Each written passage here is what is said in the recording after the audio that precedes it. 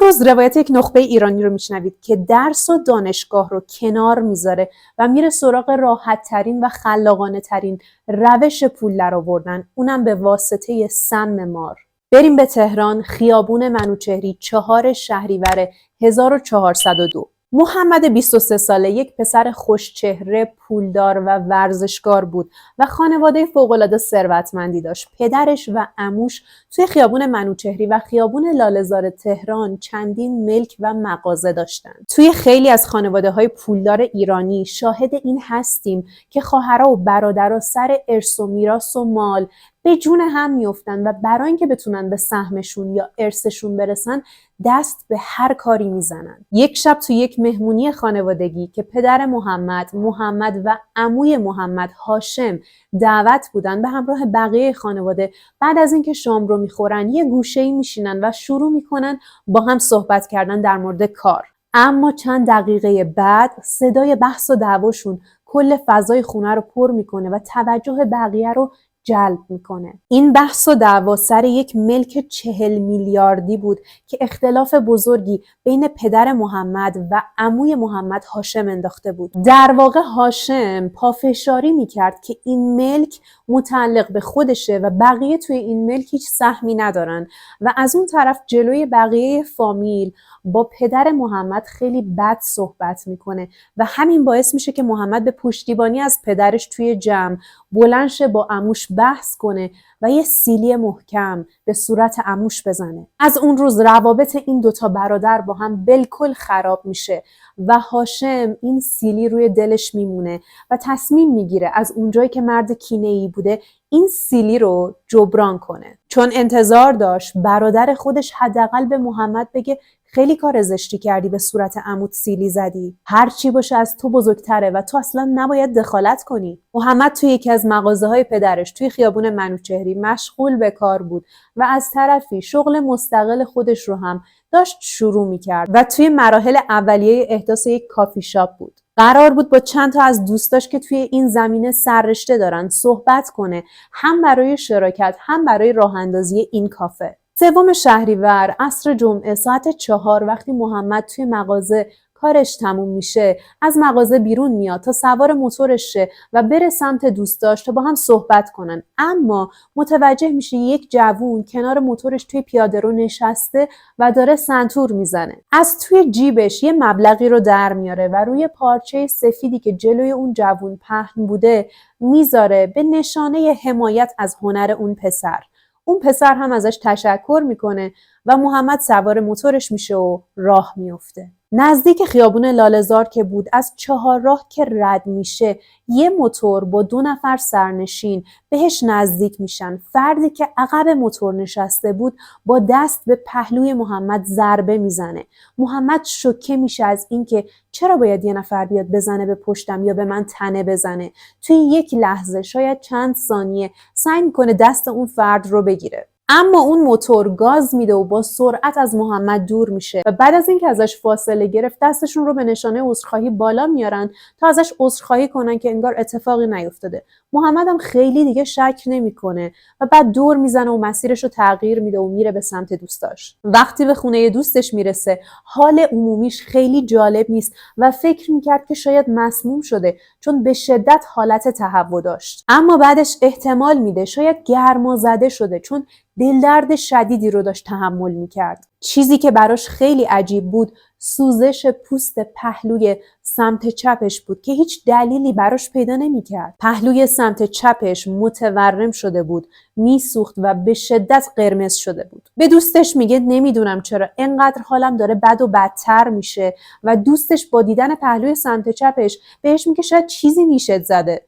در این حین مادر محمد باهاش تماس میگیره تا از روزش بپرسه حالت چطوره، چیکار میکنی، کجایی؟ اما محمد بهش میگه حالم اصلا خوب نیست، مدام حالت تهوع و دلدرد دارم و پهلوم قرمز شده. مادرش زورش میکنه که حتما به اورژانس بیمارستان باید سر بزنی چون این شرایطی که داری برام تعریف میکنی عادی نیست. حدوداً 1 ساعت بعد دوست محمد رو به اورژانس بیمارستان فیروزگر منتقل میکنه و توی اون معاینات اولیه پرستارها ازش میپرسن که داروی خاصی مصرف میکنی؟ میگه نه.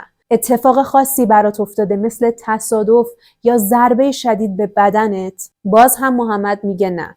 اما توی مسیر خونه دوستم بودم، داشتم میرفتم سمت یک پیتزا فروشی که یک موتوری به هم نزدیک شد و به هم تنه زد. هر اتفاقی افتاده باشه شاید به اون ربط داره، ولی فقط یه تنه ساده بود. اما من حتی زمینم نخوردم که چیزی منو گزیده باشه. کادر درمان برای بهبود حال محمد کارشون رو شروع کردن با گرفتن نمونه آزمایش خون. اما متاسفانه 2 ساعت بعد محمد به کما رفت. 1 ساعت بعد با وجود اینکه آزمایش ها هنوز نرسیده بود، 1 ساعت بعد با وجود اینکه هنوز جواب آزمایش ها نرسیده بود، محمد به کام مرگ فرو رفت. با مطلع شدن خانواده محمد از این قتل مشکوک در بیمارستان، پدر خانواده به کلانتری 107 فلسطین گزارش میده. بر همین اساس ماموران و بازپرس قتل محمد جواد شفیعی که بازپرس پرونده بابک خرمدین بود، به این پرونده ورود میکنن.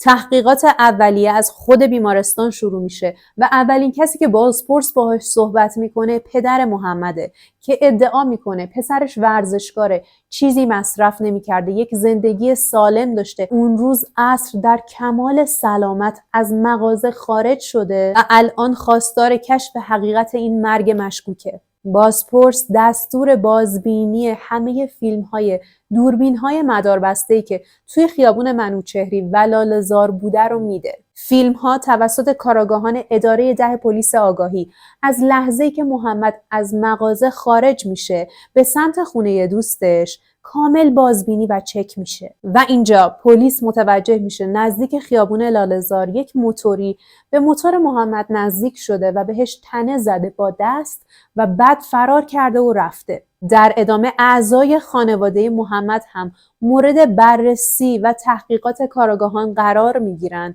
و از اونجایی که این خانواده به شدت ثروتمند بودن طبیعی بوده که دشمن‌هایی هم داشته باشن. برای همین پلیس ازشون میپرسه شما دشمنی دارید که قصد آسیب زدن به جونتون یا مالتون رو داشته باشه؟ همینجا پلیس متوجه میشه این خانواده با عموی محمد هاشم یک اختلاف بزرگ سر یک ملک 40 میلیاردی دارن و این رو خودشون مستقیم به پلیس نگفتن. پلیس طی تحقیقاتی که به عمل آورده به این موضوع دسترسی پیدا کرده.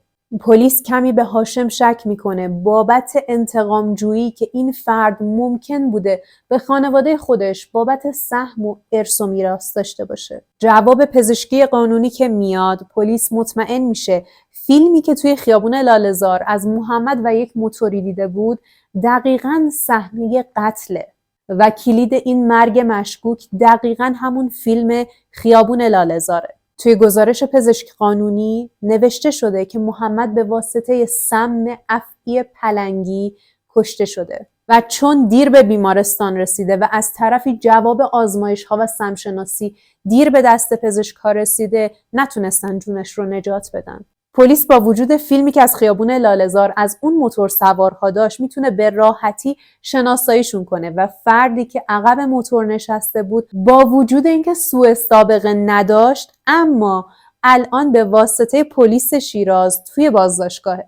بریم با این فرد بیشتر آشنا شیم. حسام 28 ساله یک جوون لاغر اندامه که وقتی 3-4 سالش بوده پلیس میریزه توی خونش و پدرش رو جلوی چشم زن و بچه دستگیر میکنه و با خودش میبره. شغل پدر حسام ضایعاتی بوده و به جرم مالخری دستگیر میشه و چند سالی رو توی زندان میگذرونه. متاسفانه حسام توی کودکیش مورد اذیت و آزار جنسی قرار گرفته بود. این خاطرات بد باعث شده بود که چندین بار دست به خودکشی بزنه، اما این اقدام ها موفقیت آمیز نبود. از 15 سالگی درگیر بیماری مادرش میشه و مجبور میشه در کنار درس و تحصیل کار کنه تا بتونه از پس درمان و داروهای تومور مغزی مادرش هم بر بیاد. الان دیپلم داره و رتبه 193 کنکور سراسری شده و دانشجوی آیتی توی یکی از بهترین دانشگاه‌های تهرانه. اما از اونجایی که توان پرداخت هزینه‌های دانشگاه رو در کنار بیماری مادرش نداشته و اون شغلی که داشته نمیتونسته کفاف هر دوتای اینها رو بده، مجبور میشه دانشگاه رو ترک کنه. بعد از ترک تحصیلش از اونجایی که علاقه شدیدی به مارها داشته توی آتش نشانی یک دوره کوتاهی استخدام میشه و به عنوان مارگیر شروع به فعالیت میکنه. علاقه شخصیش به مارها به قدری زیاد بوده که گونه‌های مختلف رو به خوبی میشناخته و از طرفی بزرگترین آرزوش احداث یک باغ خزندگان بزرگ توی دنیا بوده. برعکس بیشتر آدم‌ها که از مار میترسن، حسام مار رو به عنوان حیوان خونگی دوست داشت. حسام و یکی از دوستاش وارد شغل دامداری میشن و بعد از گذشت مدت کوتاهی ورشکست میشن. حسام تصمیم میگیره شغل دیگه ای رو امتحان کنه و این بار یک گل فروشی میزنه و به مدت 2 سال توی اون گل فروشی مشغول به کار بوده تا اینکه دوباره ورشکست میشه. اما بار سوم از اونجایی که به شغل مارگیری علاقه داشته توی آتش نشانی استخدام میشه، اما این بار ورشکسته نمیشه، بلکه این بار اخراج میشه. 8 ماه قبل توی یکی از پارک های شیراز نزدیک محل زندگیش با یک مردی به نام کاوه آشنا میشه. یک پسر قد بلند خوش هیکل که مشخص بوده ورزشکاره. این آقای کاوه دوست صمیمی هاشم، عموی محمده.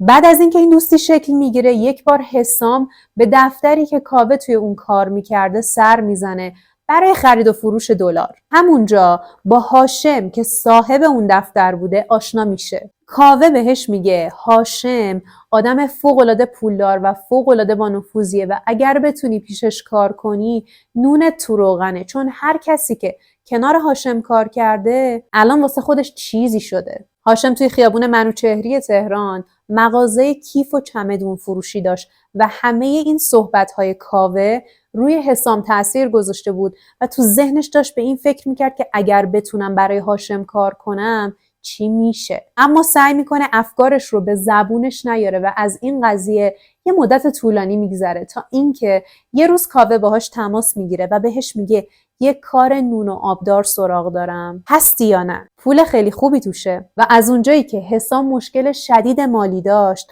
هر کاری بهش پیشنهاد میشد بدون چون و چرا انجام میداد. کاوه براش تعریف میکنه که هاشم قصد داره یه نفر رو گوشمالی بده و ازش زهر چشم بگیره، اما میخواد این کار تمیز انجام شه و هیچ اثر و ردی از خودش توی اون صحنه باقی نمونه و کسی به هاشم شک نکنه و برای این کار حاضر $2000 نقد پرداخت کنه. برنامه‌مون اینه که زاغ سیای یه نفر رو چوب بزنیم، بعد از اینکه رفت و آمدهاش رو در آوردیم با موتور بریم بهش نزدیک شیم، توی صورتش اسپری فلفل بزنیم و بعد از اینکه روی زمین افتاد با چاقو چندین ضربه بهش وارد کنیم جوری که سلامتیش رو از دست بده، نکشیمش، فقط داغ سلامتیش به دل خانوادش بمونه. در واقع میشه گفت فقط میخواستن زمینگیرش کنن. هش میگه که ما فقط میخوایم زهر چشم بگیریم و بعد یه جوری به اون خانواده بفهمونیم که اگر بخوان سر به سر هاشم بذارن نتیجهش اینه. کاوه همچنان ادامه میده که ما قصد داریم یه گوشمالی ریزی به این پسر بدیم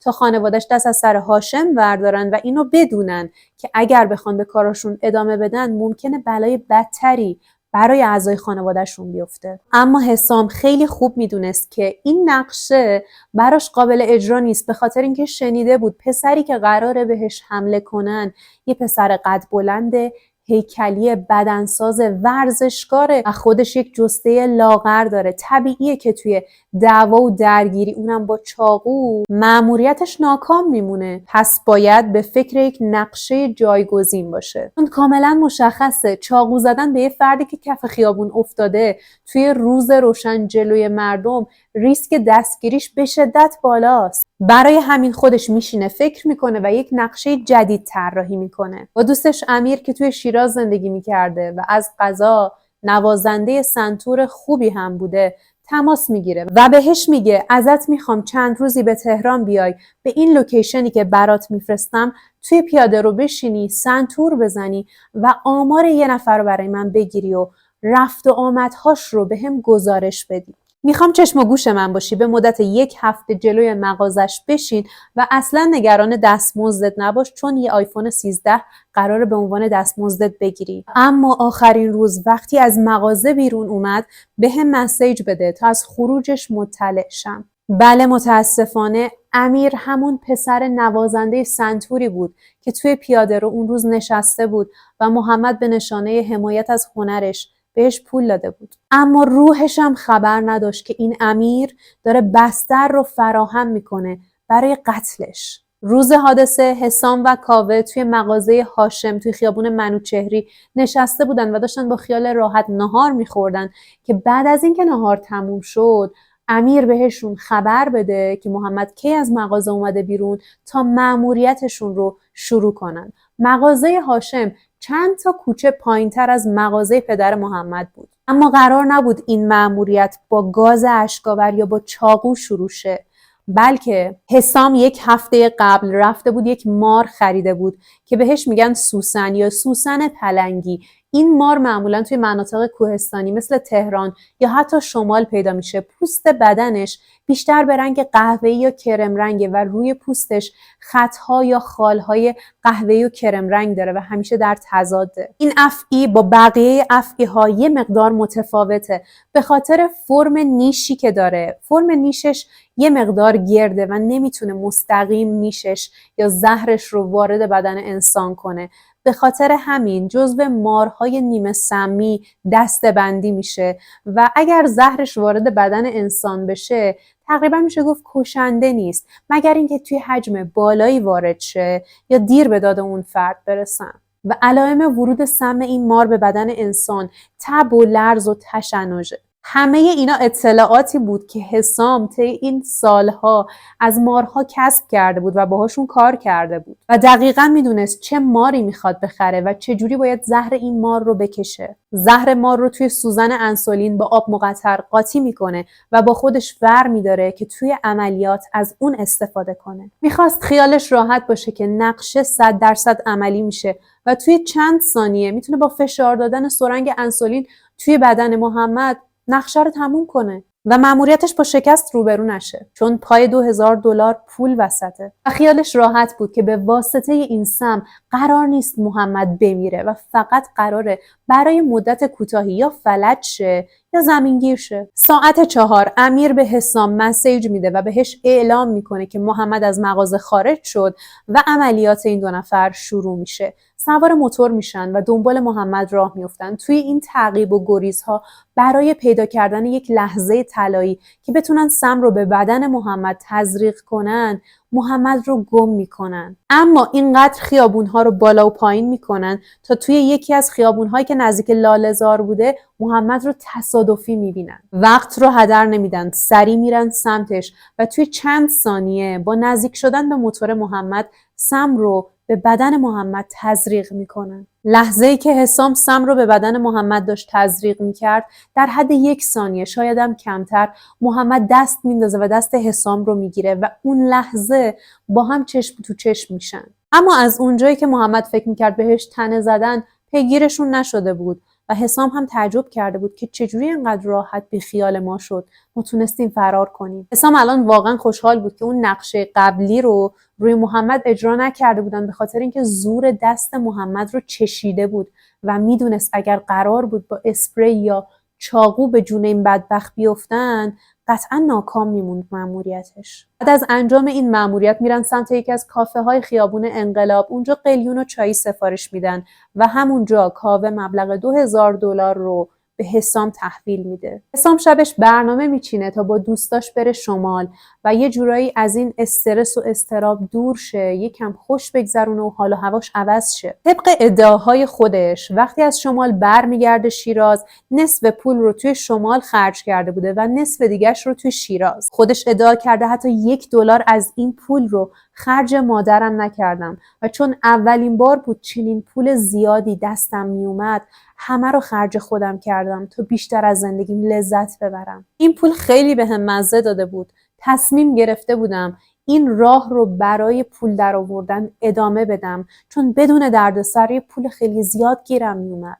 حدوداً 1 ماه توی شیراز میمونه و وقتی به تهران برمیگرده از حوالی خیابون منوچهری که رد میشده هجله محمد رو جلوی در یکی از مغازه ها میبینه و شوکه میشه از اینکه این پسر چرا مرده. با کاوه تماس میگیره و ازش میپرسه محمد چرا مرده؟ من فقط 1 ماه نبودم. کاوه با خونسردی و بی‌تفاوتی بهش میگه دیگه مهم نیست، قرار بود زهر چشم بگیریم از طرف، زدی طرف و کشتی، الان طلبکاری؟ بحث و دعوا براشون فایده نداشت، چون هر دوتاشون همدست بودن و برای حفظ منافع شخصی جفتشون باید به این دعوا خاتمه میدادن و کشش نمیدادن، چون اگر یکیشون دهن باز میکرد اون یکی رو هم گیر مینداخت. برای همین ترجیح میدن دعوا رو کنار بذارن و برای محافظت از همدیگه این موضوع رو به کل فراموش کنن. هفته بعدش کاوه دوباره با حسام تماس میگیره، میگه هاشم خان یک چک از یه نفر داره که توی شیرازه و یه مشکل مالی شدید با هم دارن، توی خرید و فروش با هم به مشکل خوردن،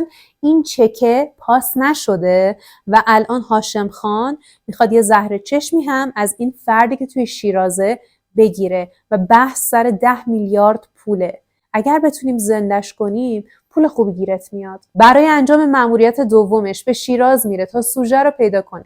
وقتی اطراف شاه چراغ میچرخیده پلیس بهش شک میکنه، چون موتور مزایده‌ای داشته و پلیس فکر میکنه که این موتور دزدیه. برای همین بازرسی بدنیشون میکنن، چون 2 نفر بودن، خودش و همدستی که همشهریش بوده و اونجا پلیس شوک میشه، چون چاقو و شوکر و گاز اشکاور و یک سرنگ حاوی زهر مار با خودش داشته. توی بازداشت موقت بوده که پلیس تهران باهاشون تماس میگیره و میگه ما یه نفر رو داریم که بهش مظنونیم و الان اون فردی که شما دستگیر کردین مظنون پرونده قتل ماست. از اونجایی که اون سرنگ توی وسایل حسام پیدا شده بوده، پلیس شیراز هم شک نداشته این مظنون پرونده قتل تهرانه. بعد از انتقالش به تهران و بازجویی منکر همه چیز میشه، میگه من نه هاشم میشناسم نه محمد میشناسم، من اصلا نمیدونم برای چی اینجا، من یه کاری توی شیراز داشتم، منو گرفتن ورشن آوردن اینجا. اول ادعا میکنه بیگناهه، اما با یکم فشار پلیس ادعاش رو پس میگیره و میگه منو اجیر کردن برای اینکه یه نفر رو با سم به قتل برسونم. توی اظهاراتش میگه من به واسطه هاشم عموی محمد اجیر شدم و دستمزد خیلی خوبی هم بابتش گرفتم. از اونجایی که هاشم قصد داشت هیچ رد پایی از خودش توی این پرونده نباشه، روحش هم خبر نداشت که الان پلیس برای بازداشتش دارن میرن خونش. بعد از دستگیریش به پلیس میگه من برادرزاده و برادرم رو خیلی دوست دارم و اصلا این امکان نداره که من بخوام بهشون آسیبی بزنم. درسته که ما اختلافهای قدیمی و کهنه‌ای با هم داشتیم، اما هیچ کدوم از اینها باعث نمیشه که من بخوام به اینا صدمه‌ای بزنم. من اصلا آدم‌هایی که ادعا میکنن من اجیرشون کردم رو نمیشناسم. اما جزئیاتی که حسام و کاوه از هاشم میدونستن و به پلیس گفته بودن چیزایی نبودش که هر کسی در مورد خانواده هاشم بدونه. همه اون اظهارات سند محکمی بود بر این که هاشم مهره اصلی این پرونده است. فیلم بازجویی حسام رو توی کانال تلگرام میذارم، چون شنیدن جزئیات از زبون خودش یه جذابیت دیگه ای داره. متاسفانه مشکلات اقتصادی برای این جوون باعث شد به جای اینکه نخبه شدن برای این کشور رو انتخاب کنه، قاتل شدن به هر قیمتی و هر پولی رو انتخاب کرد. ادعا میکنه اگر دستگیر نمیشد این راه رو برای همیشه ادامه میداد تا هیچ وقت رنگ فقر رو دیگه نبینه. به نظرم توی مشکلات خانوادگی پدر، مادر، دایی، خاله یا عمو، بچه‌های خانواده نباید دخالت کنن. این مشکلات بزرگترهاست و قطعاً باید اونا با هم دیگه حل کنن. خواهر برادرن. اما دخالت یک برادرزاده باعث شد یک عمو کینه ورزی کنه و دست به یک همچین جنایتی بزنه. امیدوارم توی خانواده‌تون افراد کینه‌ای نداشته باشین، چون این افراد قارچ‌های سمی هستن که به راحتی میتونن کل خانواده رو به هم بریزن. بابت حکم نهایی این پرونده باید بهتون بگم این پرونده هنوز در جریانه، با وجود اینکه 1 سال ازش گذشته، اما حسام توی زندانه و آرزوش اینه که زودتر اعدام شه، چون مرگ رو ترجیح میده. کاوه هم زندانیه و متهم به همکاری در قتل عمده. طبق مدارک هاشم هم متهم به همکاری و برنامه ریزی برای قتل عمده. بعد از اجرای دادگاه و گرفتن حکم‌های نهاییشون بهتون یک آپدیت کامل میدم تا از پایان این پرونده مطلع شید. مثل همیشه بزرگترین لطفی که میتونید به من بکنید اینه که اگر تا اینجای ویدیو رو لایک نکردید از همین پایین لایک کنید، سابسکرایب کنید و اون زنگوله رو بزنید تا سری بعدی دوباره ببینمتون و در نهایت مرسی.